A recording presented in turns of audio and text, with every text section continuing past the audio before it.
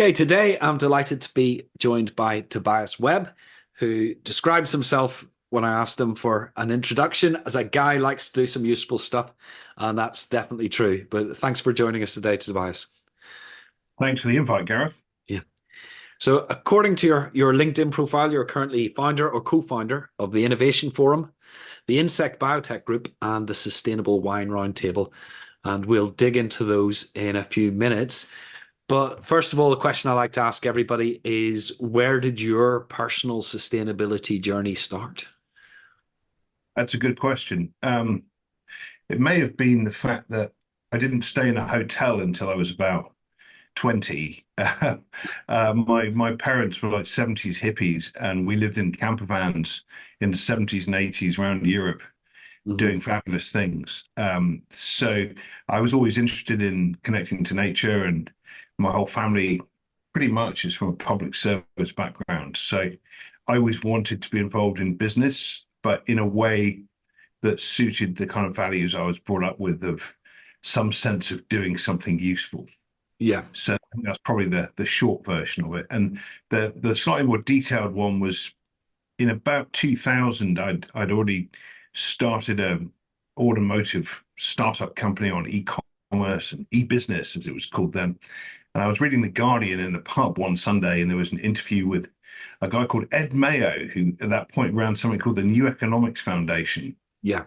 And I remember he said, it's not about whether you're for or against globalization, it's about what you do about it. Mhm. And that was, the kind of quote that appealed to me at that kind of young age. And I thought, yeah, maybe there's a way I can do business or work in business, but make a difference. So that was kind of the starting point, I think, back then. So where did that lead you then? Back then, I was always interested in journalism, but I did not want to take the conventional route of working my way up through a regional then a national paper.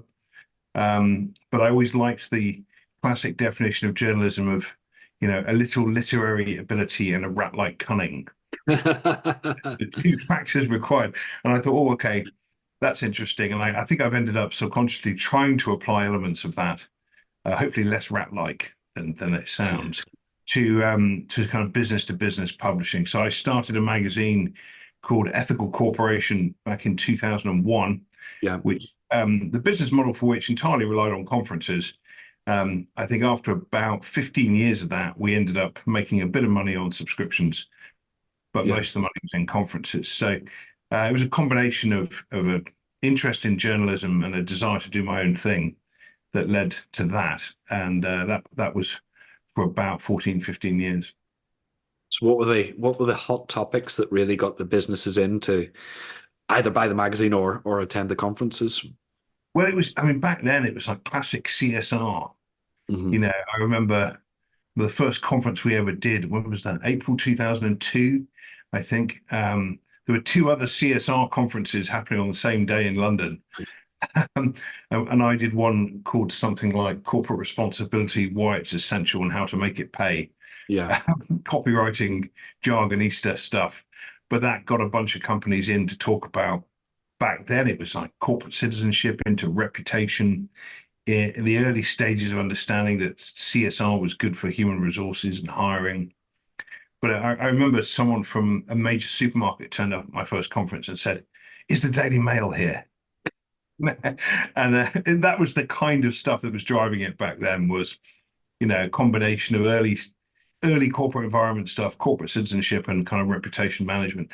And that I ran that business till about 2013, 14. And of course, during that period, we saw a huge evolution Yeah. of issues. And then the last 10 years, when we set up Innovation Forum, which is the one of the current businesses, that has really moved things on as regulation has caught up with us. So we're in a very different world today, Gareth, than we Yeah. were back in 2001. Absolutely. So what's the purpose of the Innovation Forum? It's really similar to the purpose we originally had with Ethical Corporation, which was to talk about sustainability as if it's just another business issue, Hmm. because that's how it has to get mainstreamed, and it has to be about opportunity. Now, of course, you and I both know the regulatory agenda plays a huge role, particularly now. But for a very long time, it was really about trying to persuade companies to seize opportunity. and to say, look, this is a long-term bet. So let's tool up the company for a long-term go at that bet. And that's really what innovation tries to do is to bring in other areas of business alongside sustainability. And I'm not sure we've succeeded yet. Yeah. Sustainability industry has grown a lot, so that supports the growth of the company. And since we started using the old kind of journalistic paradigm, we've always had an editorial director who worked with Ian Welsh, who worked with me at Ethical Corporation. And we've always spent more than 10% of our turnover on free content, as it's now called. Yeah. I hate the term content, but Yeah, me too. onto a better one. We've always tried to build communities of practice and then try and offer products that reflect where companies are going and to try and keep up to date with what is now quite a fast moving agenda. Yeah. So how does it operate in practice? What for Innovation Forum? Yeah. Well, I mean, we're 15 to 20 people, depending on our hiring cycle at the moment. And it's a dozen or so conferences a year, supported by ongoing editorial contributions. We have a very successful, what we would regard as successful compared to where we were, podcast channel that has more than 10,000 downloads a month, lots of webinars, lots of conferences, and we work with a lot of companies to help them with stakeholder engagement. So we're Yeah. not consultants, but we have a big network of 50. I mean, our reach is maybe 50 to 100,000.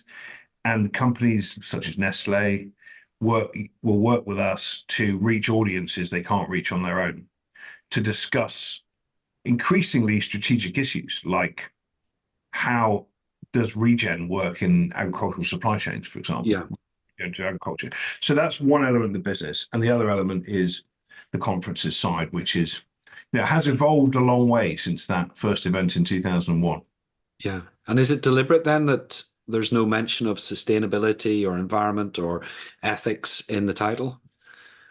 Yes. Part of the problem with when I was running Ethical Corporation is every time you made a mistake or somebody made a mistake in your organization, you'd get a chiding email pointing out that it was unethical to make a mistake. And I got really tired of writing back to customers going, a mistake is not always unethical. It's just a mistake. Yeah. And so that we wanted to choose something that wasn't a loaded term, but also could help achieve our mission, which is around mainstreaming sustainability, right? So Yeah. who doesn't love innovation? Yeah.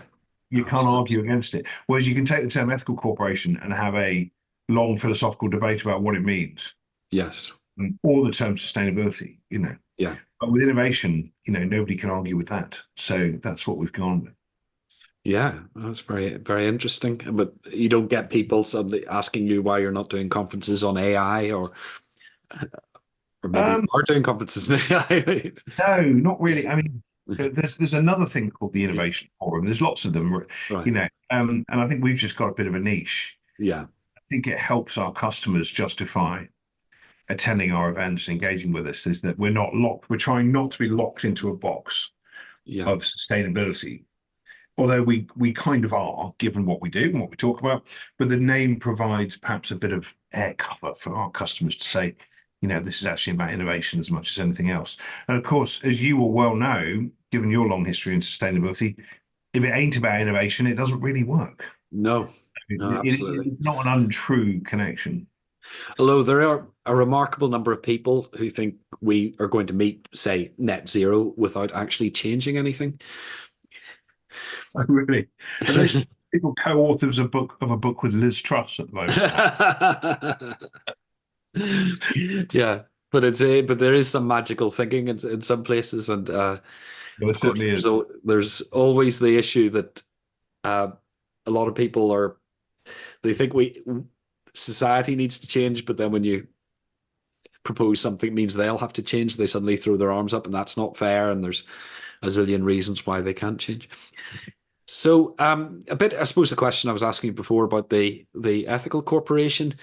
I was thinking about, if you get a magazine like Mojo, they will feature a classic rock band like Led Zeppelin or Pink Floyd every year because they know that edition will sell far more copies than one on some obscure 70s folk rock band.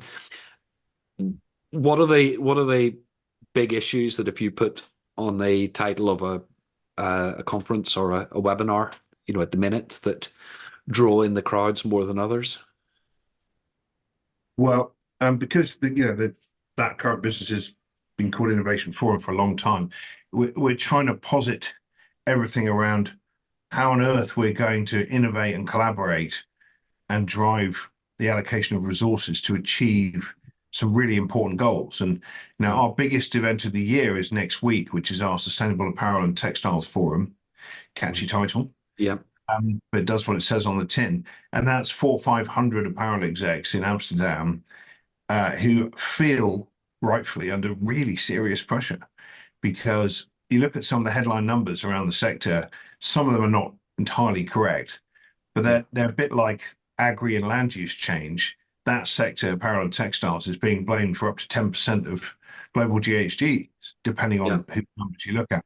So that's it. I guess where we have an impact is where, in some senses, where we're interested, but also in, more importantly, where the sectors are under serious pressure to do more. So we yeah, focus a lot on agriculture and land use, on apparel and textiles. Um, we do some work on plastics and packaging, and particularly now on Scope 3 climate emissions. yeah, You're a big company and you've got a 1.5 degree or 2 degree target related to the Paris Agreement. How are you pushing that down into the supply chain? You know, yes, what does real change look like in the Pakistani textile sector? And yeah, we work a lot with the key players in that. And there are organizations like the Pakistan Environment Trust doing amazing work to convene really big businesses in countries like Pakistan mhm, to help lead and drive that change. And so what's interesting to us now is we're starting to see innovation come from the countries where the impacts are, as opposed to just the brands and their value chains talking about the need for change. yeah. So mostly our work is around agriculture and land use, food, apparel and textiles, packaging, and a couple of other areas. We still run what is a growing event around what we call ethical procurement, which is on the sort of social side of sustainability. Mhm. And that has become a bit more neglected in recent years, but we feel it's an important area to talk about. So it's a variety of things, but they're often related to the same themes. So are those sectors, are they self-selecting, or are you constantly horizon scanning to see which sector is panicking most or coming under most pressure? Yeah, How does that process work? we try not to do ambulance chasing stuff. I think Yeah, I've definitely done that in the past. I used to run a lot of mining and oil and gas sustainability conferences a long time ago. And could I do that now with a clear conscience? I would probably struggle, particularly on the oil and gas side. I mean, actually, mining companies do some phenomenal work, yeah, and the ethics of that are much grayer. So we try not to be terribly ambulance chasey, and because we've spent now 10 years or more building up a community of practice and community of people who'd like us um, in the food, agriculture, land use space, particularly. I think that's where we focus. It's also for me the most interesting stuff I've ever worked on. yeah, I used to run reporting and communication conferences, corporate governance conferences, all this kind of stuff. And you run two or three of them, you know what you need to know for quite a while. yeah, But when you're dealing with agriculture and land use, particularly, and in the apparel sector, obviously cotton is a big factor, so that's related. It's a very dynamic sector where you're dealing with such a plethora of issues. You can never get bored. yeah, I think that's a big factor for us and our key employees and so on, is that we're always learning and we're always trying to help. We're trying to make an impact on those who provide really essential goods, the farmers of the world. yeah.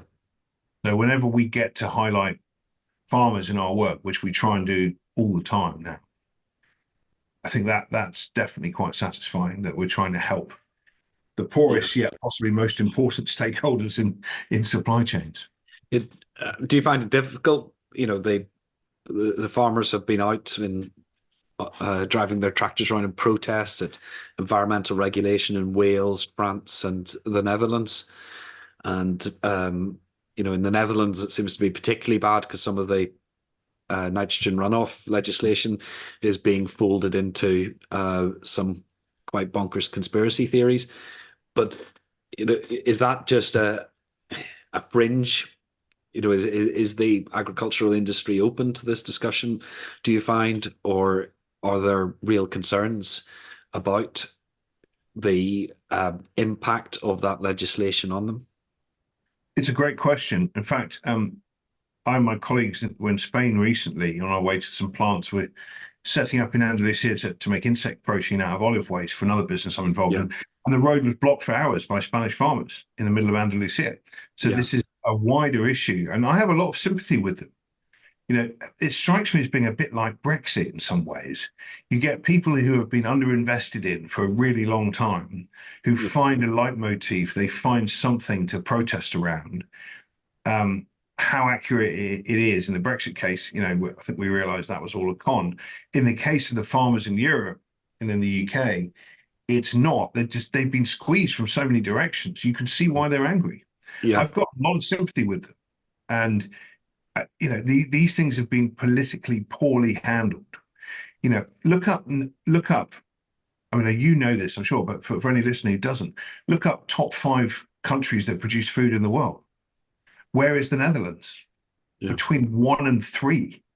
Yeah. It's extraordinary. How does this small country, most of which is below sea level, be the number 2, number 3 food producer in the world? Yeah. It's intensive agriculture. It's a culmination of the Green Revolution from the 70s, combined with just intensification of agriculture to feed Europe. And these farmers have not made that much money. Yeah. And then suddenly we have a lot of legislation coming down on them pretty hard. And yet, who is prepared to pay more? Yeah. The supermarkets say they can't or won't. The consumer is not used to paying the real price of food. And the farmers, as traditionally underrepresented groups, feel that they're being pushed towards bankruptcy in many cases. And you can see why. And I can see both sides here. I can see the legislative, the regulator's perspective that nitrogen runoff, for example, is a huge problem. But you've got to understand the political economy of the solution you're trying to put in place. And I think that has been badly handled. It's been badly handled in most countries with regard to agriculture since time began, since government began. I mean, you look at the US Farm Bill, it's packed with pork barrel politics. We've got corn producers in Iowa who don't sell any food, right? You've got environmental land management schemes in the UK that are disincentivizing food production. And then you've got legislation under the Green Deal and under the EU farming policy that's saying 25% of EU's food production needs to be organic. That's a disaster. Mm-hmm. That's not just a disaster for farmers, it's a disaster for land use and GHG emissions. Yeah. So, there is an awful lot of terrible policy. Oh, by the way, here's a stat I heard the other day. I think the stat was something like less than 2 or 3% of the common agricultural policy goes to help farmer resilience. Not even climate change adaptation, but just kind of general resilience. So when there's an enormous policy beast like the common agricultural policy that has not been reshaped to drive sustainability, including economic sustainability of farmers in the face of climate change, I can quite understand why they would want to protest. I'm sure I would be too if I was them. So, sometimes you go to a party where everybody behaves badly and it ends in a mess. Ideally not that many parties that one would attend like that, but it's a bit like seeing a room of people fall out and everybody's slightly wrong. And you can see that happening here. And I think it's been a good wake-up call, frankly, because the shift to regenerative gives us an opportunity to move away from dogmatic sets of principles or rules, actually, and allows us to start saying, okay, how are we going to use land using clever political economy thinking that drives the outcomes we want? And that's kind of where we need to get to. But change is always messy. Yeah. And so, it's hard to criticize any one party here. I understand all their motivations. And when I did a little bit of government work with David Cameron 15 years ago, my colleague Peter Stanbury and I tried very hard to come up with a paradigm for decision, well, actually an approach really, for decision making with business and sustainability that could try and dive into some of these unintended consequences before they became political explosions. We were not successful. We wrote a framework which we thought was pretty good that was never properly used. So I can't tell you whether or not it would have worked. But I think this recent explosion of anger is a good wake-up call for smarter policies. Yeah. Provided you can get the anger to calm down to allow the change to happen. Although one driver that I only learned about recently, I had Heather Buchanan of Bankers for Net Zero on the podcast a few weeks ago, and it was only when interviewing her the penny dropped. Their number one priority is retrofitting buildings. And I thought that's a bit odd for a banking group. And then the second one was agriculture, and I thought that's even odder for a banking group. Until the penny dropped that this is these are their assets. These are the people that they're lending money to, who, if they default, the building or the farm will end up being owned by the bank, and they want that to be a low carbon building or a low carbon stroke low pollution farm, because who's going to want to buy one if the legislation gets tighter? Who's going to want to buy a building or a farm that doesn't perform well environmentally?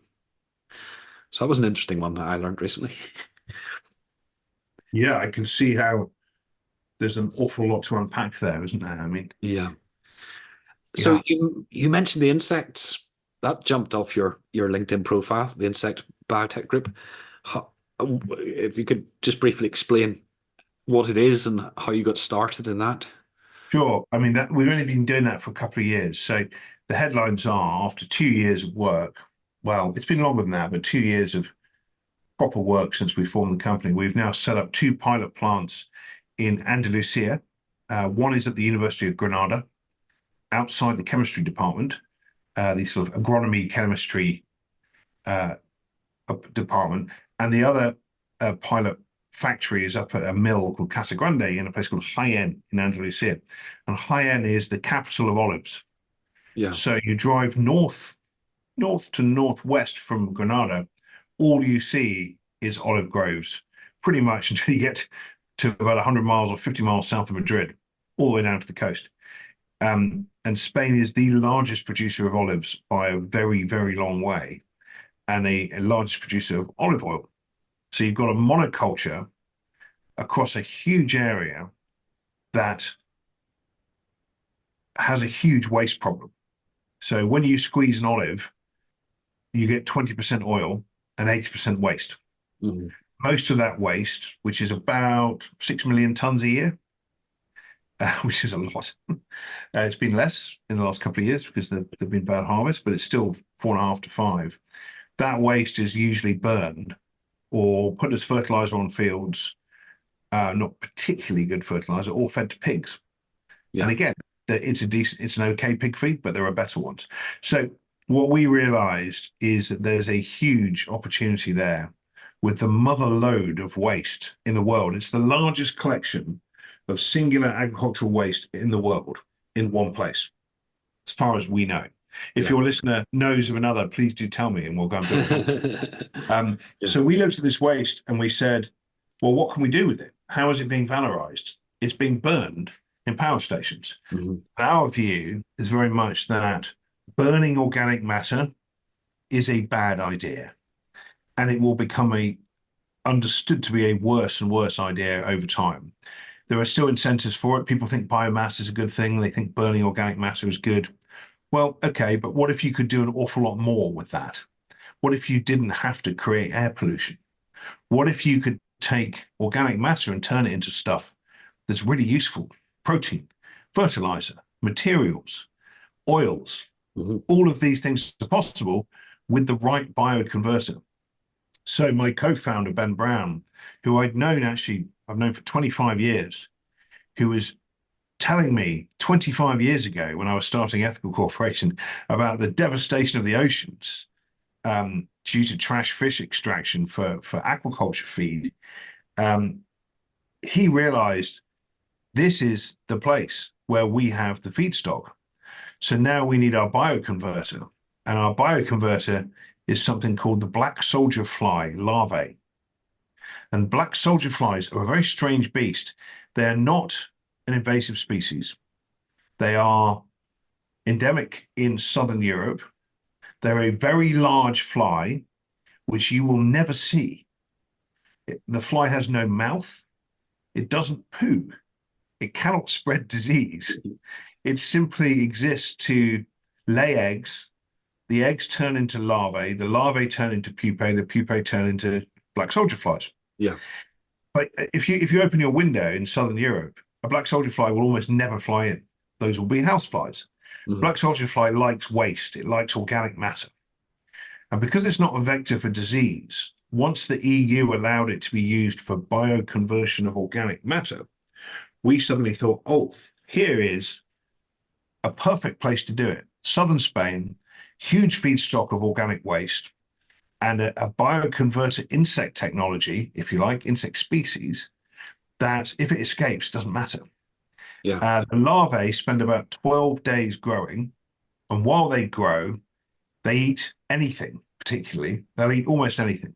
If you think of the very hungry caterpillar, I'm sure that's a story you read your kids. I explained Read it it to my myself. son. Yeah, I explained it to my son. It's the very hungry caterpillar, right? Yeah. Before it goes into the pupae. Yeah.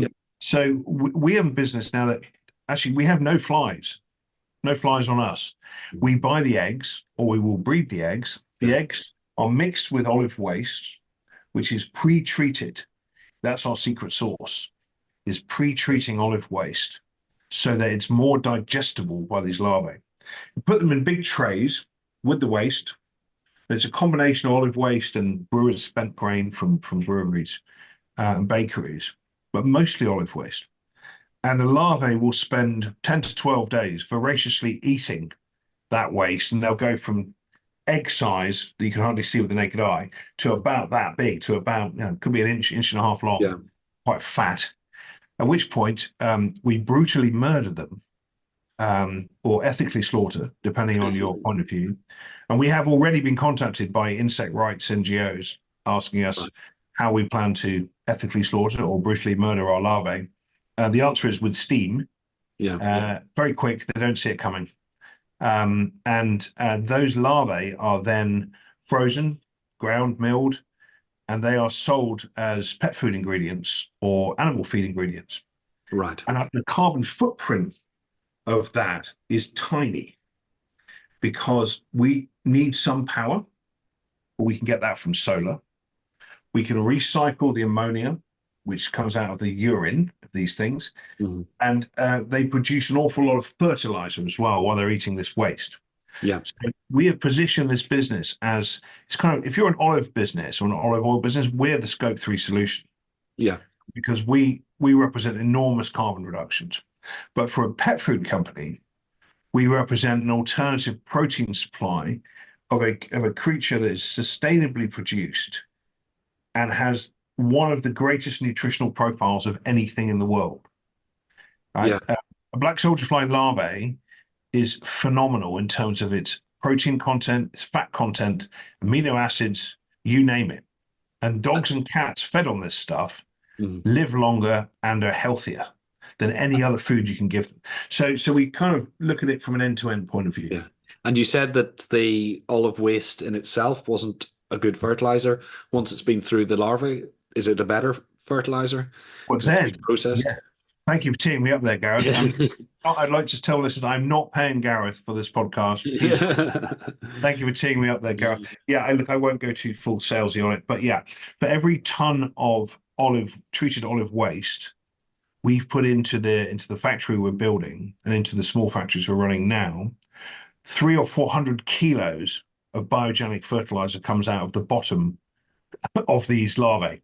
So at one end, they're teeth, very tiny teeth, and the other end, they're a big arse, and they poo a lot. They poo like you wouldn't believe. So for a ton of feedstock input, you get 300 or 400 kilos of what's called frass, which is larvae poo, and that is one of the greatest fertilizers ever invented. And of course, it's not invented by us or by man; it's invented by nature. Yeah. And this is what has always fertilized fields, and larvae have always been eaten. So none of this is new. It's Yeah. just us dumb humans finally discovering nature and its uses. So that fertilizer, which is called frass, is biogenic. It is a soil health enhancer. It is anti-nematode. It's anti the right kind of bacteria in soil, and it's an enormous contributor to regen agriculture. We have a partnership now with a company in Ghana, which is extracting hardwood timber from Lake Volta, which is a very socially good thing to do because lots of boats on Lake Volta full of people who can't swim. They hit these trees and people fall in Lake Volta and they drown. Yeah. It's a really big problem for lots of reasons. And so the trees that come out of that lake are being turned into biochar. We're taking that biochar and blending it with the frass. And the biochar enormously improves the soil aeration capacity of frass. And it makes it a carbon storage option as well as a soil health enhancer. So effectively, we're going to end up with two or three businesses out of that. One is the larvae, the other is insect oil, which is from pressing the larvae, and the third is the fertilizer, which I think is going to be a huge enabler of regen ag in Europe Yeah. because it's almost a free byproduct of what we're making anyway.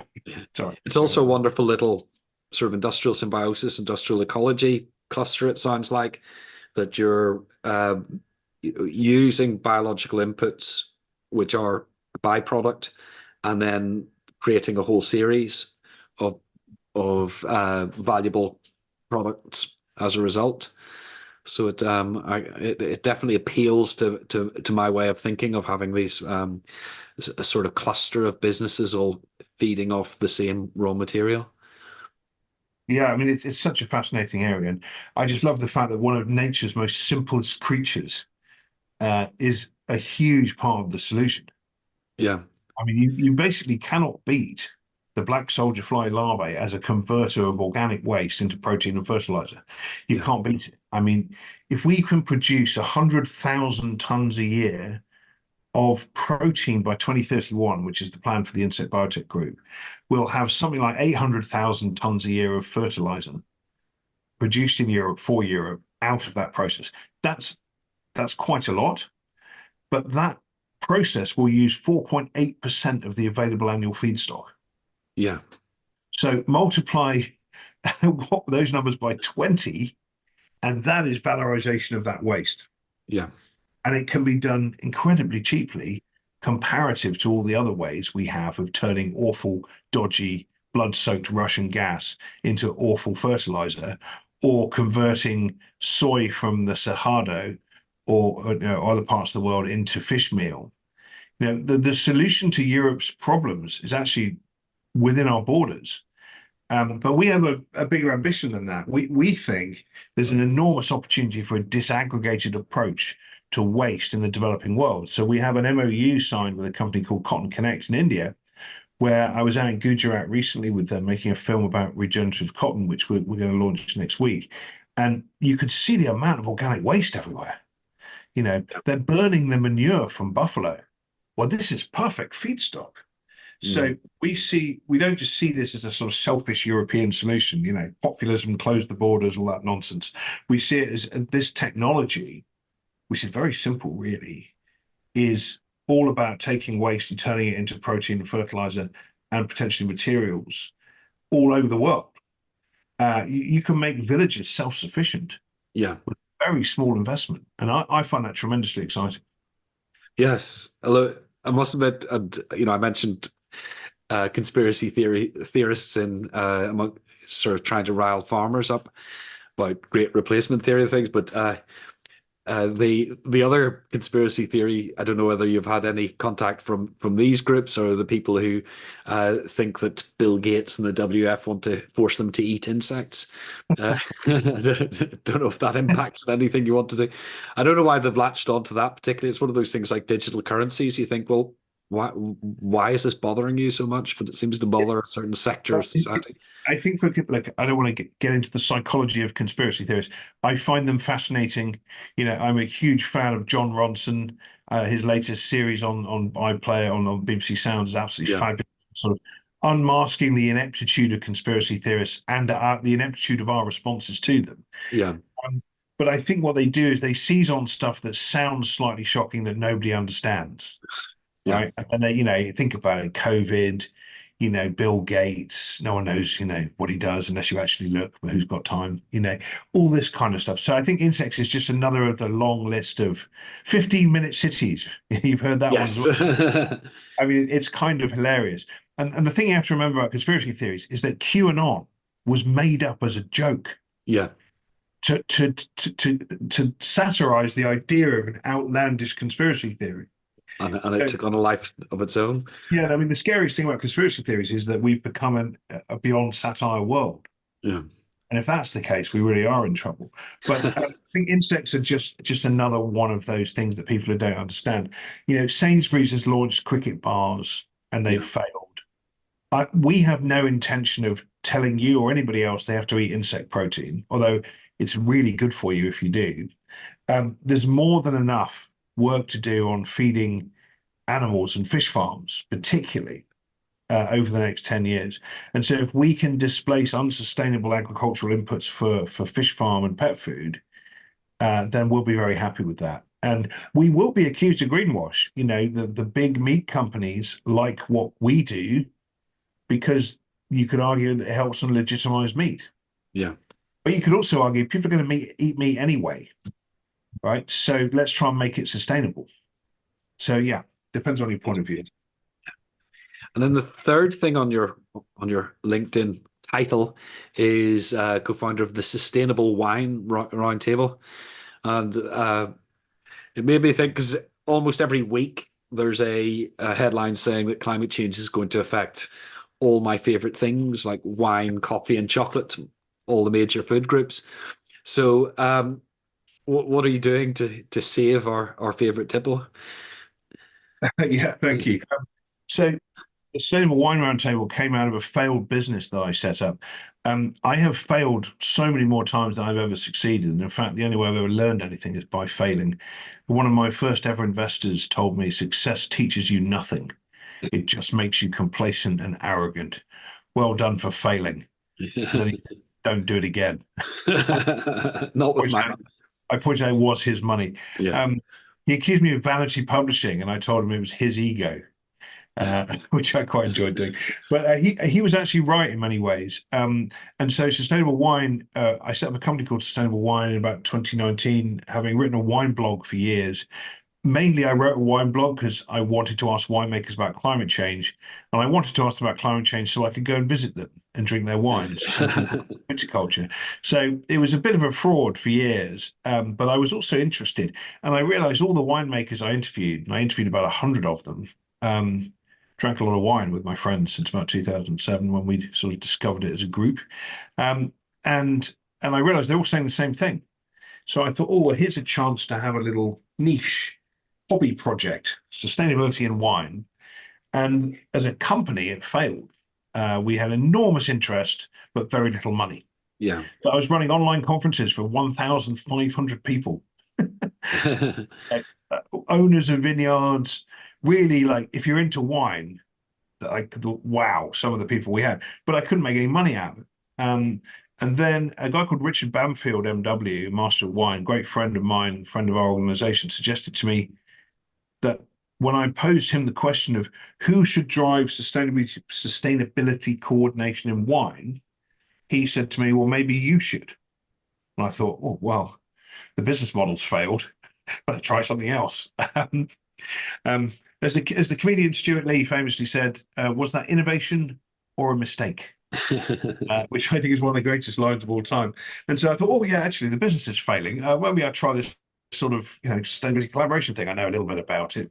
So with the help of Waitrose, the Swedish alcohol monopoly system Bolaget, and others, about 3 years ago we set up the Sustainable Wine Roundtable, which is designed to give the wine industry confidence that they can collaborate, to connect them with each other, which had never happened before, but also to benchmark the up to 80 different wine standards on sustainability that exist, Mm. and to draw them together in a unified understanding of what sustainability means, and to help them all improve how they work.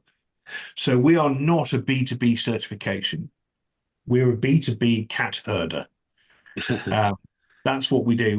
We seek to get the retailers to reduce questionnaire fatigue in terms of sending them out, Yeah. and for the producers to have fewer questionnaires sent in.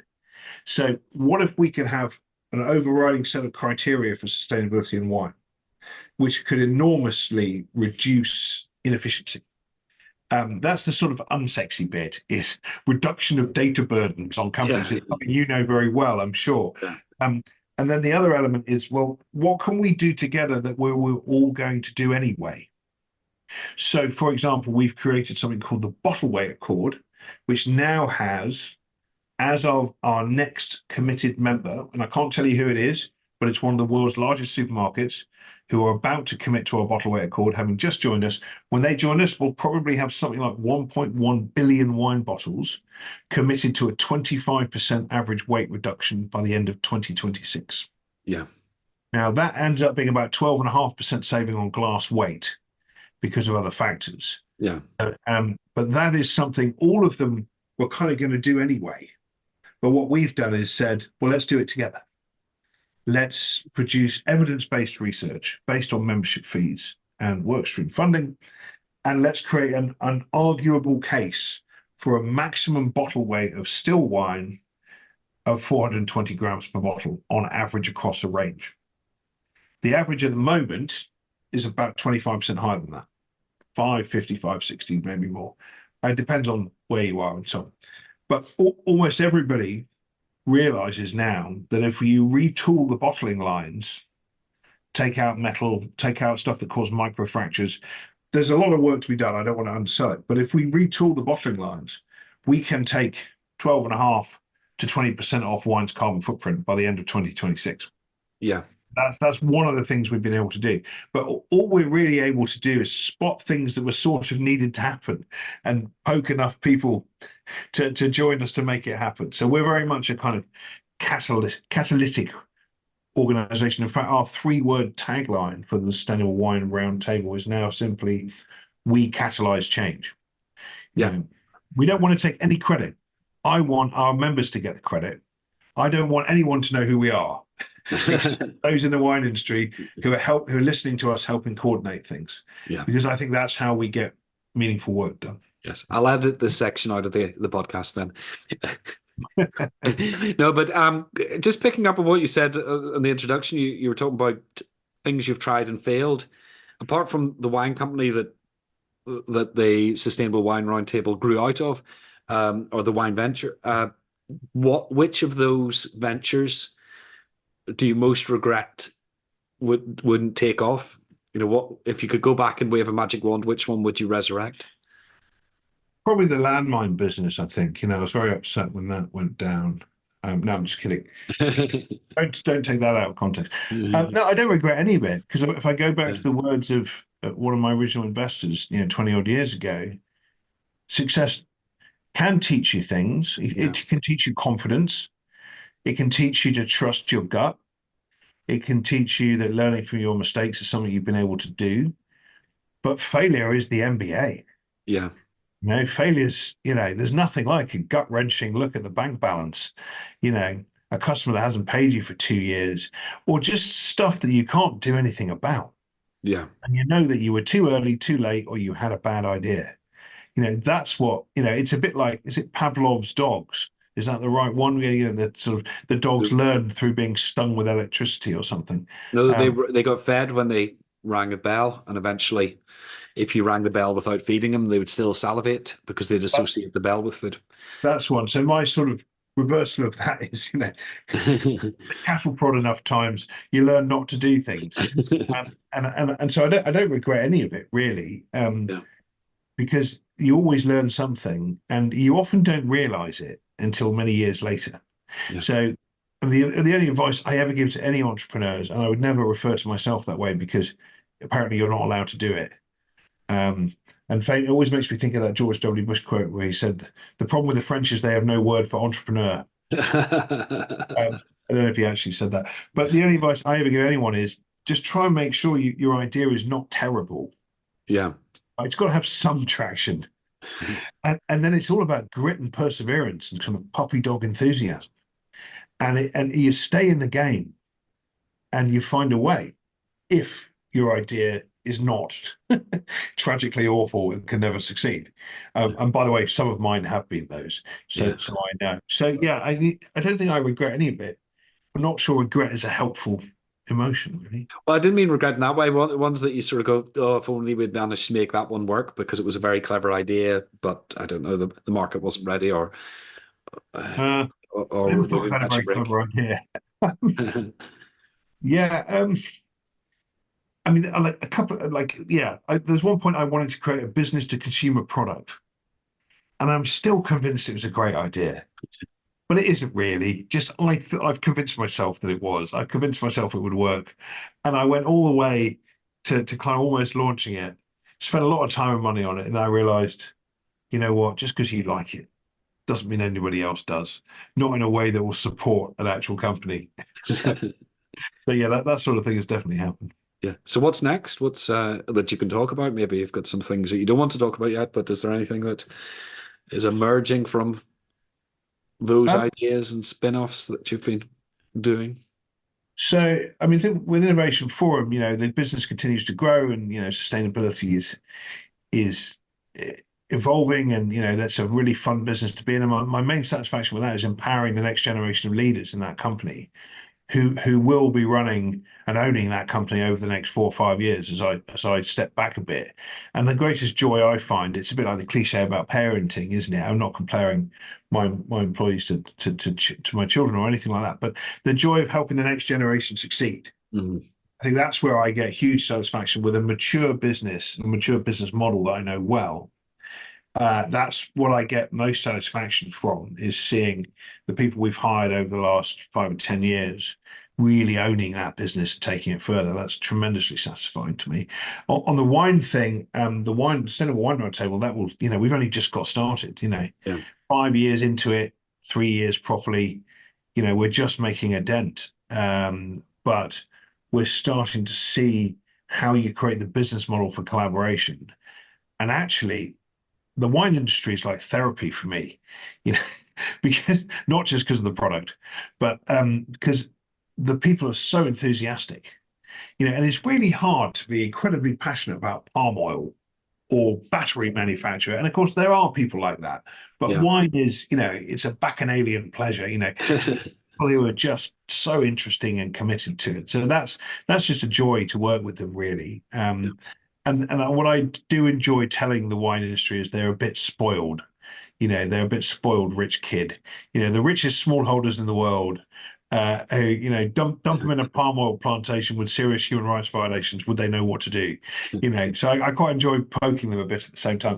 And then on the insect thing, I mean, the insect biotech group is, for me, one of the most exciting things I've ever been able to work on, because we're already under NDA with a major company. We want to stay independent, but we see no reason why we can't be producing 100,000 tons a year of protein and 800,000 tons a year of fertilizer in the next 6 years. We know where the factories can go. We know the technology works. We just need to arrange the financing and do the marketing. There's an awful lot of work to do. But I love the idea, having spent, many years slightly on the sidelines, sort of documenting this stuff, and facilitating, consulting, advising, blah, blah, blah, challenging, to actually be in a business where I'm saying, okay, I've got to raise 35 million euros to build a 10,000 square meter factory by the end of 2025. That's a whole different challenge. And if we get that one right, we could actually play a serious role in transforming both how rural areas in Europe deal with waste and are developed, but also with the protein gap and Yeah. the challenges of tackling deforestation. So it's tremendously exciting, but quite scary. But I do think it's really important to get out of your depth on a regular basis, because that's the only way to really learn to swim, I think. Yes. Well, on that note, I think we should draw things to a close. You know, I introduced you with your own quotes as a guy who tries to do some useful stuff. And I think in that discussion, you've demonstrated an awful lot of very useful stuff. And I'm sure listeners will have found it very useful. So thank you, Tobias, for joining us today. Thanks for the opportunity, Gareth. Much appreciated.